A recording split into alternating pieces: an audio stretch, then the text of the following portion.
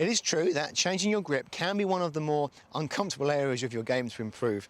The moment you change the position of your hands on the handle, it's going to feel awkward, and of course it's going to affect the club face.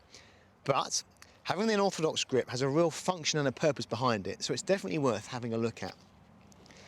Getting my hands on correctly will enable me to get a full range of motion in my wrists and also enable me to rotate my forearms at speed, so in that way getting a lot more speed onto the club head.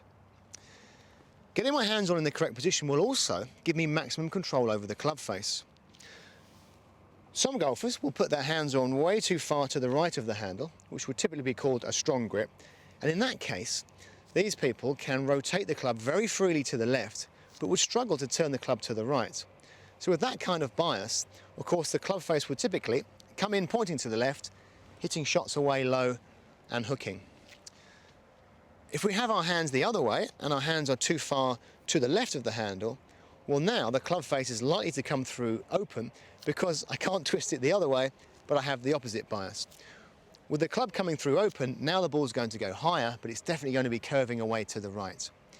So the idea with our grip then is we want the club in the right place in our hands to get freedom of movement, but we also want a neutral grip where the club face can twist equally both sides.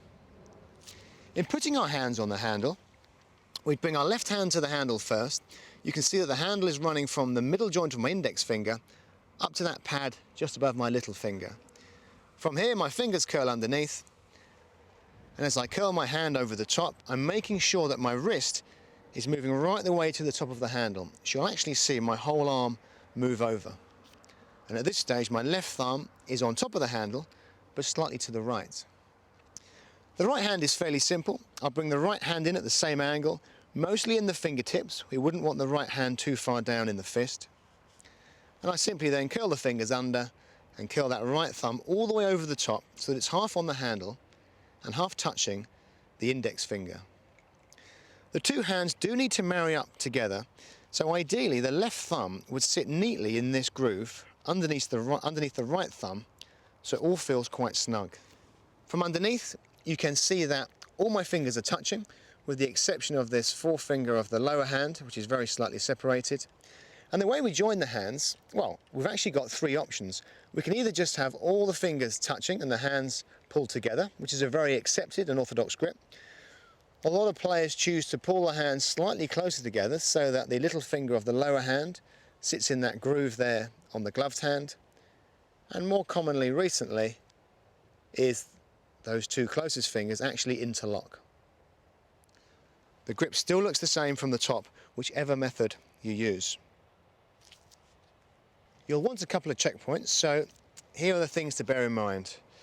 Have a look at your top hand, so your left hand, and you need to be sure that your wrist is right on top of the handle.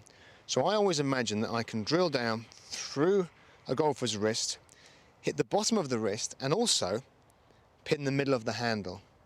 Don't fall into the trap of having the left hand too far to the left with the wrist hanging way off the handle. That will have a massive effect on your swing. That wrist needs to be right on top. Another great way to check that the club is in the correct position within the hand is to support the club out in front of you with the left hand, and from here we should now be able to let go with our bottom three fingers and also let go with the thumb. You can see there that this club is very solidly supported because the club is trapped underneath my wrist and of course with the hook of the forefinger. From face on, a couple of really common checkpoints are actually to notice these imaginary V's created between the thumb and the forefinger. On the left hand, that V wants to point just outside my right ear, and on the right hand, that V there, or line, needs to be pointing towards my right shoulder. And that's how we make sure we've got a good neutral grip. The last thing to bear in mind is going to be your grip pressure. What we're looking for is a fairly light grip so that we can get some fast and fluid motion in the club head. If your grip's too tight, then of course the club's going to be working in a really stiff and slow manner through the ball. So let's put that on a scale from 1 to 10, with 1 being very light and 10 being very stiff. Our grip needs to be about 4 out of 10 so that you can freely sense that waggle of the club head.